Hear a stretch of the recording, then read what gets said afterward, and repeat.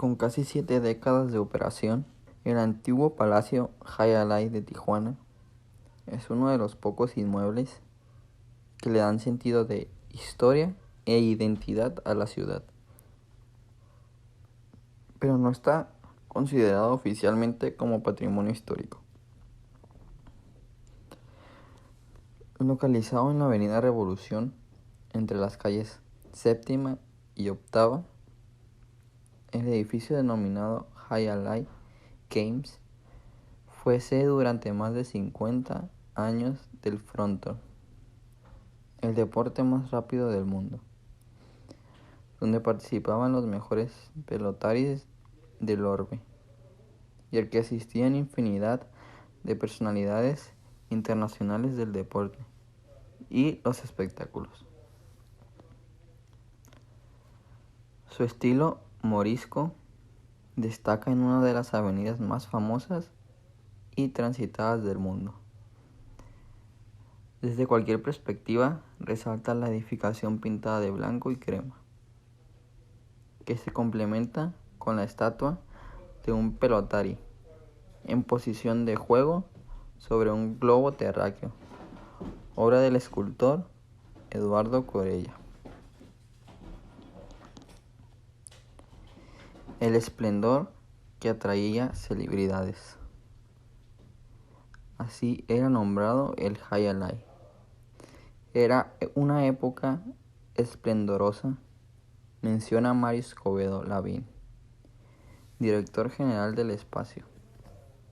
Afirma que había mucho dinero en ese tiempo, valía mucho y venían celebridades desde Hollywood con mucha frecuencia y se divertían observando el juego y apostando por sus pelotaris favoritos.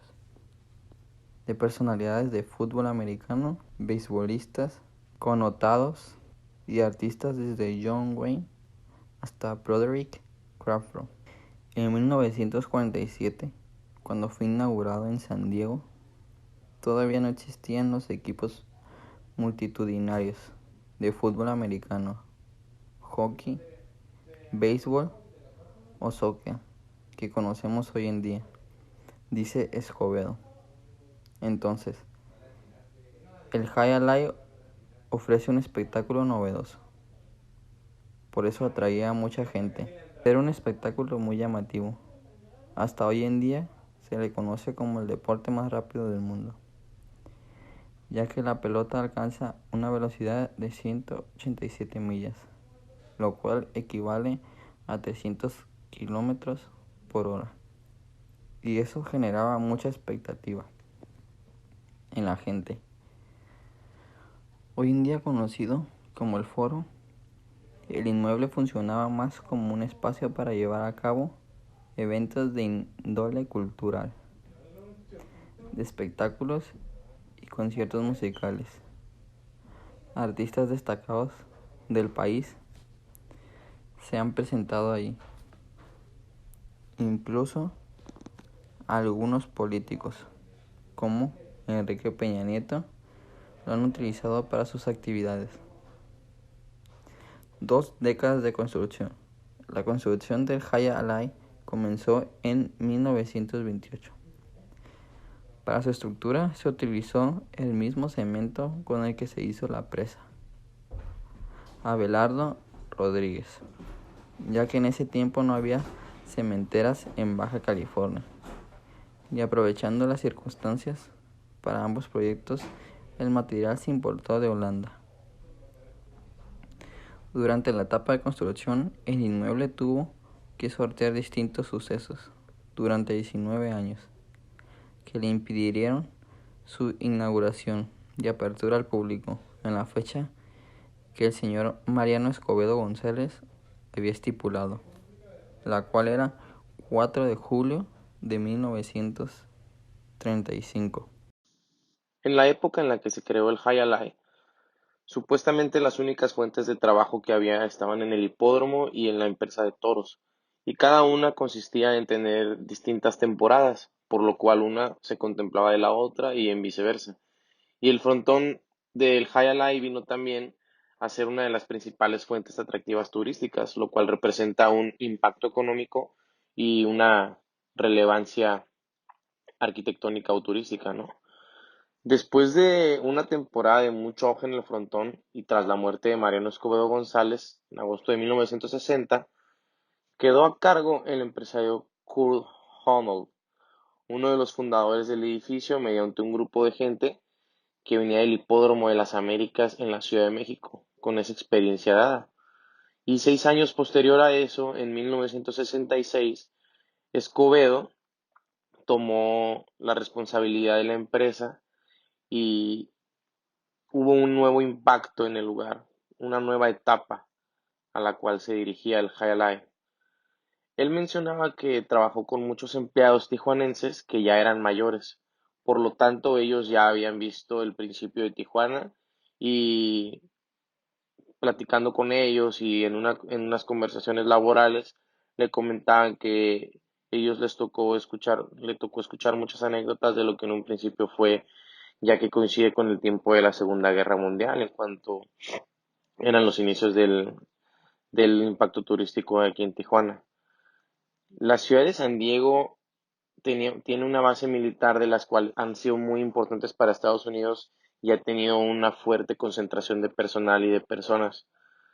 Entonces, los soldados de ese tiempo solían venir mucho aquí a Tijuana a divertirse por la noche y causaban algún impacto muy profundo en la economía y el turismo de aquí de Tijuana, ¿no? Eran los comienzos. A raíz de esa asistencia en el Jaya Alai, tomó un segundo vuelo en sus actividades y se caracterizaba entonces por contar con varios de los mejores pelotaris del mundo.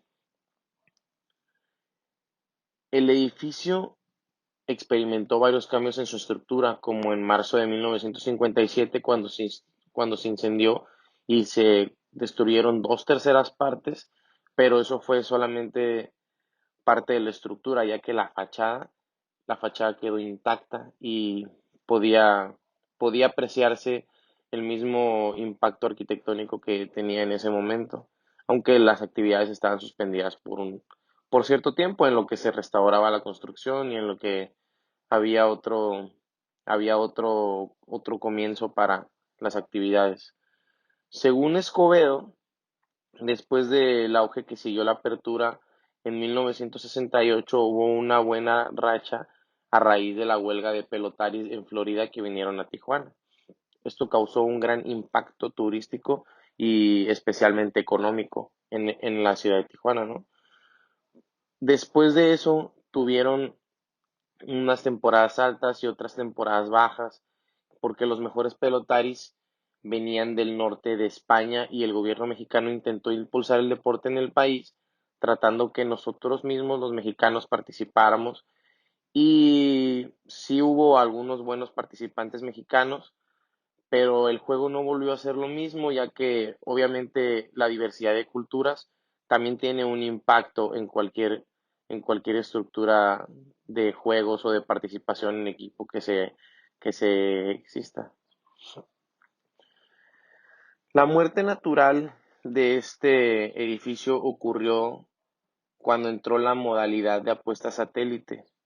Esto debido a las grandes facilidades que tenían todos los jugadores para tomar unas riendas de sus participaciones a distancia, ya que aquí en México estaban tratando de prohibirlos y había tenido antecedentes en los cuales pues eran desfavorables para el juego, ¿no?